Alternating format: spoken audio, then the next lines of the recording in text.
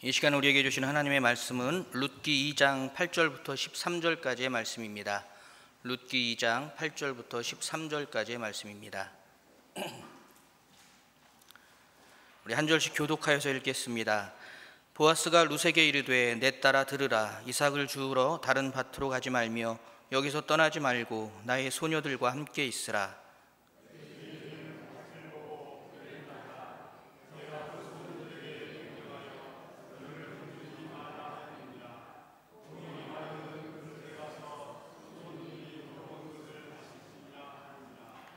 룻이 엎드려 얼굴을 땅에 대고 절하며 그에게 이르되 나는 이방 여인이거늘 당신이 어찌하여 내게 은혜를 베푸시며 나를 돌보시나이까 하니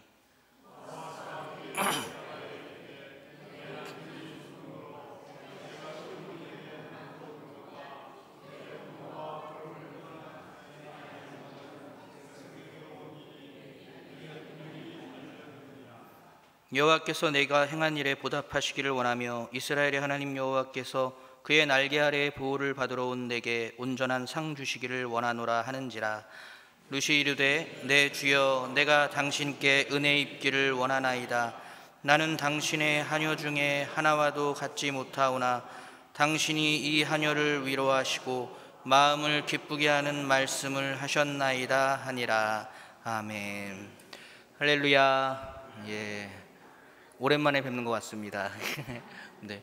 그냥 신기한 게 이렇게 쭉 이렇게 매주 이렇게 사역을 계속하면은 괜찮은데 혹시라도 뭐 이렇게 한 주를 좀 이렇게 쉬거나 그러면 목소리가 바로 그 다음 주엔 갈라지고 쉬더라고요. 그래서 평생 목회해야 되는 사람이구나라는 그런 어떤 응답을 받습니다. 오늘 좀 목이 좀 쉬었는데요. 방금 읽은 말씀을 통해 마음을 기쁘게 하는 말이라는 제목으로 잠시 말씀을 전하겠습니다. 제가 처음 전임 사역을 하게 된 교회는, 그러니까 이제 저희는 이제 전임 사역하면서 2년 인턴 기간을 거친 후에 목사고시를 볼 수 있는데요. 그 인턴 과정을 거쳤던 교회는 저기 서울 남로의 소속의 교회였습니다. 원래는 파트타임으로 시작을 했다가 한 2년 정도 지나니까 인턴 과정을 거쳐야 하는 시기가 와서 그때부터 그 서울 남로의 교회에서 전임을 하게 되었어요. 그런데 지금은 더 나빠졌다고 들었는데 그때도 참 교회 사정들이 안 좋은 교회들이 많아서 사실 전임 사역자를 써야 하는데 전임 사역자를 쓸 수 있는 환경은 안 되고, 그런 이제 어려움 때문에 서류상으로만 전임입니다 이렇게 서류석으로 해서 이제 파트타임으로 이제 그냥 일을 하면서 이제 총회에는 우리 교회 전임 사역자입니다, 전임 전도사입니다 이렇게 보고를 해서 인턴을 2년을 하는 교회들이 많았습니다. 우리 연동교회는 도대체 그런 일을 왜 하나 싶은 얼굴로 쳐다보시는데 그렇게 어려운 교회들이 참 많이 있어서 저도 그때 그 교회가 그렇게 상황이 좋지 않아서 원래는 다른 교회로 갔어야 하는데 또한 2년 정도 있다 보니까 정도 들고 조금 도와주고 드리고 싶은 마음이 있어서 그렇게 이제 파트타임으로 사역을 하면서 이제 인턴 생활을 했었습니다. 다만 이제 대신 저도 이제 생활이 있으니까 그때는 여자친구도 있었거든요. 그래서 생활이 필수하고 해야 되니까 아르바이트를 이제 주중에는 했습니다. 제가 참 그 아르바이트나 뭐 이런 일을 해서 이렇게 금방 그만두는 성격은 사실 아니거든요. 그런데 이때 이 서울남로에 소속 교회에 있으면서 했던 어떤 아르바이트를 제가 2주일 만에 도망치듯 그만둬야 했던 경험이 있습니다. 제가 정말 그러지 않거든요. 웬만하면 그래도 1년, 2년 하는데 2주 만에 제가 도망쳐야 했던 아르바이트가 있어요. 그때 했던 아르바이트가 소위 요즘에는 감정 노동자라고 알려져 있는 이 전화상담원, 아시죠? 전화상담원이었습니다. 핸드폰을 분실했거나 고장난 사람들을 대상으로 전화상담을 하는 아르바이트였는데 다른 아르바이트에 비해서 희한하게 이 시급이 높더라고요. 월급을 많이 주더라고요. 그래서 좋다고 신난다고 그 아르바이트에 지원을 했죠. 하지만 일을 처음 시작했던 날부터 저는 멘탈을 탈탈 털려야 했습니다. 제가 맡은 업무는 핸드폰을 잃어버렸거나 고장난 사람들이 청구한 보험료로 이제 그 핸드폰을 잃어버린 사람들에게 새로운 핸드폰을 이제 연결해 주는 일이었습니다. 그런데 뭐 지금은 좀 나아졌지만 그때 당시만 해도 엄청 일 처리하는 속도가 본사에서 느렸어요. 회사가 핸드폰을 잃어버렸거나 고장난 사람들에게 새로운 핸드폰을 빨리 전달해 줘야 되는데 일주일 이상이 가는 경우가 참 많았습니다. 그러면 고객들은 화를 내기 시작하죠. 누구한테요? 저 같은 전화 상담원에게 화를 냅니다. 그런데 정말 화가 나도 예의를 갖춰서 불만을 이야기하는 고객은 아주 적었습니다. 대부분은 정말 욕으로 시작해 모든 대화를 욕으로 도배합니다. 그러면서 또 절대 끊지 않아요. 어떨 때는 한 사람한테 1시간을 붙들려 욕을 먹기도 했었습니다. 태어나서 야, 우리나라 사람들 이렇게 욕을 잘하는구나 내가 그때 알았습니다. 태어나 그렇게 욕을 많이 먹어본 적도, 또 세상 듣도 보도 못한 욕을 들어본 적도 그때가 저는 처음이었던 것 같습니다. 근데 이게 큰 문제가 뭐였냐면, 제가 당시 섬기던 교회에 수요 예배 설교랑 금요 기도의 찬양 인도를 담당하고 있었거든요.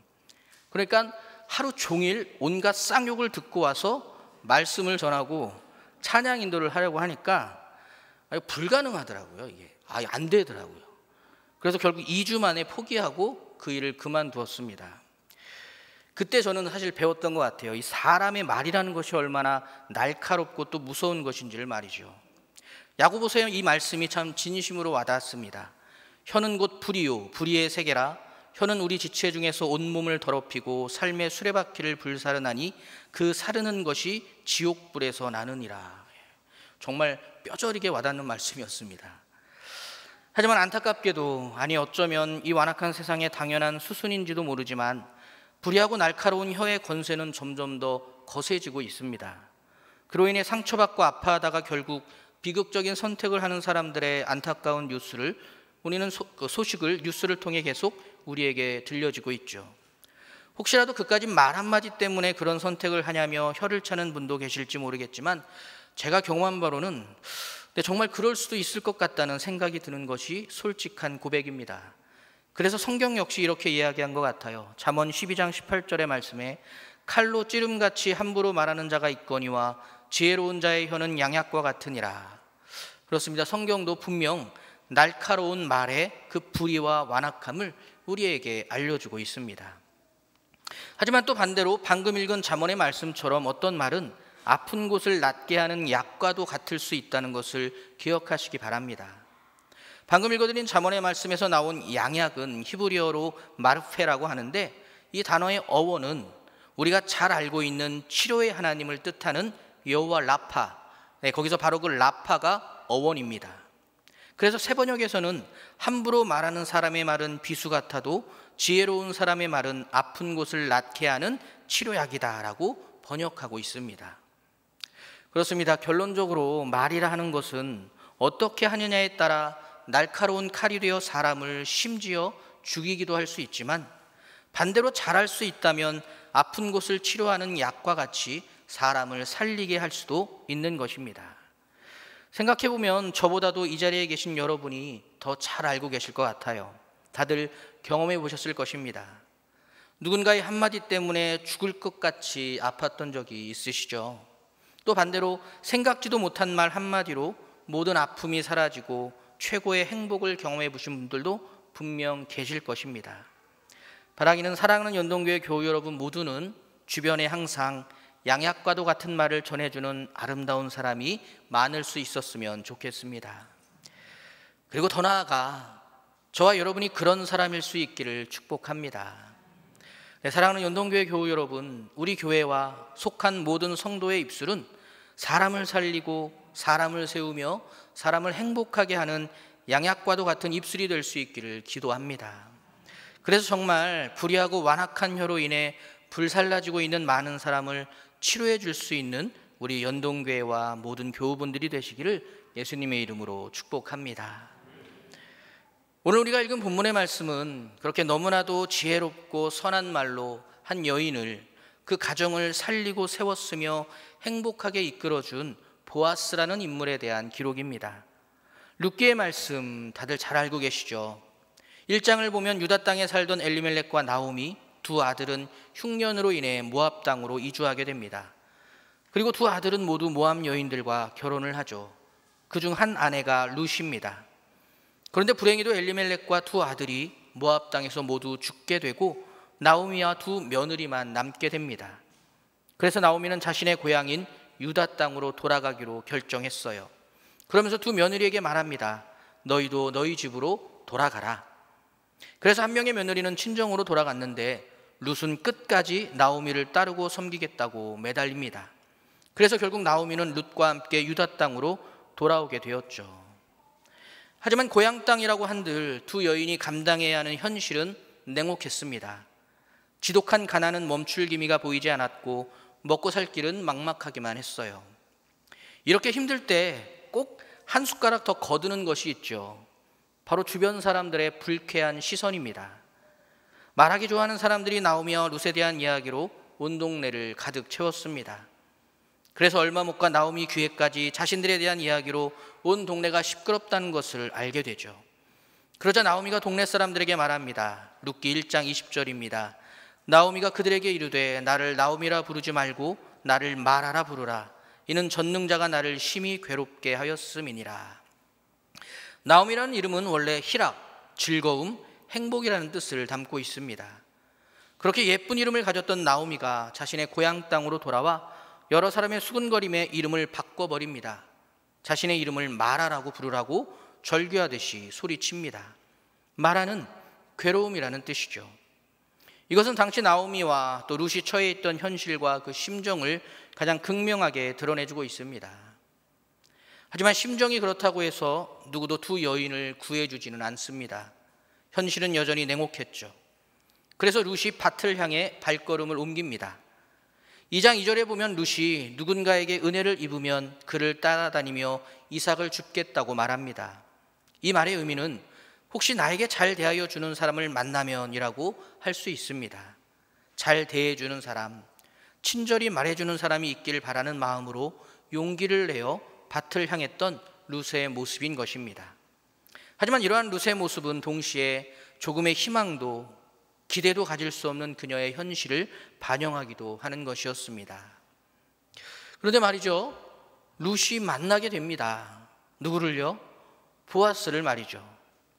보아스는 지금까지 유대 땅에서 룻이 만났던 사람들과 달랐습니다. 룻의 현실을 동정하거나 아니면 비웃는 것으로 끝나던 사람들과 달랐어요.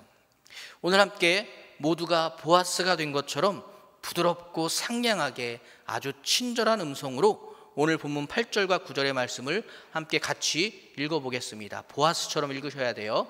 시작. 보아스가 룻에게 이르되 내 딸아 들으라. 이삭을 주우러 다른 밭으로 가지 말며 여기서 떠나지 말고 나의 소녀들과 함께 있으라. 그들이 베는 밭을 보고 그들을 따르라. 내가 그 소년들에게 명령하여 너를 건드리지 말라 하였느니라. 목이 마르거든 그릇에 가서 소년들이 길어온 것을 마실지니라 하는지라.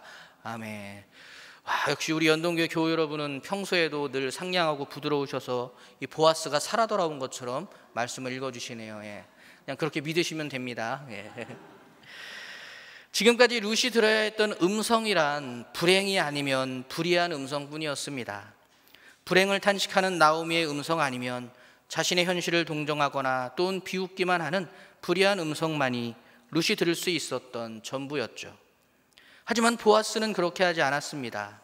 누구보다 친절하고 상냥하게 룻과 나오미를 걱정하고 돕기 원하는 마음으로 친절하게 말을 전했습니다. 그런데 보아스의 이런 모습은 한 가지 중요한 원인에서 시작되었다는 것을 오늘 본문은 밝히고 있습니다. 그것이 무엇일까요? 바로 사실과 그에 따른 신뢰였습니다. 11절과 12절의 말씀을 제가 한번 읽어보겠습니다. 보아스가 그에게 대답하여 이르되 내 남편이 죽은 후로 내가 시어머니에게 행한 모든 것과 내 부모와 고국을 떠나 전에 알지 못하던 백성에게로 온 일이 내게 분명히 알려졌느니라. 여호와께서 내가 행한 일에 보답하시기를 원하며 이스라엘의 하나님 여호와께서 그의 날개 아래에 보호를 받으러 온 내게 온전한 상 주시기를 원하노라 하는지라.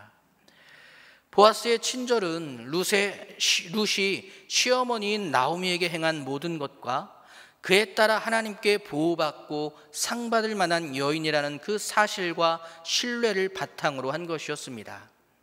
이것은 여러 의미가 있겠지만 1차적으로는 보아스가 룻의 삶을 있는 그대로 바라보고 말씀 중심으로 평가하여 그녀를 신뢰했다는 것이죠. 이러한 보아스의 모습은 팩트를 강조한다고 목소리는 높이지만 정작 무분별한 선입견과 그로 인한 혐오의 언어로 가득한 요즘 시대에 참 감동적인 모습이 아닐 수 없습니다. 보아스에게 루스의 모습은 있는 그대로 참 아름답고 선한 존재의 모습이었습니다. 그리고 보아스가 믿는 하나님은 그런 룻을 반드시 칭찬하시고 존귀하게 여기시는 분이 분명했습니다. 그러므로 보아스 역시 룻을 하나님이 바라보시는 모습대로 소중하고 귀하게 대했던 것입니다. 그 결과가 바로 룻을 향한 선이었고 따뜻한 상냥한 친절한 말이었던 것이죠. 사랑하는 교회 여러분, 희한하게 어렵고 힘든 순간에 오히려 주변 사람들로부터 더 큰 상처와 냉대를 받게 되는 것이 우리가 살아가는 이 시대의 완악한 초상입니다.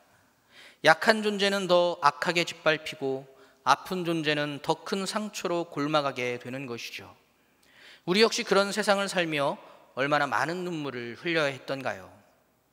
하지만 그런 우리에게 보아스와 같은 사람이 나타나 당신이 얼마나 좋은 사람인지 내가 압니다. 하나님도 당신을 존귀하게 여기십니다 라고 이야기해 준다면 여러분 어떨 것 같으세요? 그것보다 더 큰 선물은 아마 어디에도 없을 것입니다. 부끄럽지만 모태신앙도 아닌 제가 오늘 이 자리에까지 서게 될 수 있었던 건 역시 그와 비슷한 말 한마디 때문이었습니다. 초등학교 2학년 때 주일학교를 다녔는데 교회에서 어린이부 전도사님과 교사분들이 병철아, 넌 정말 예쁘구나.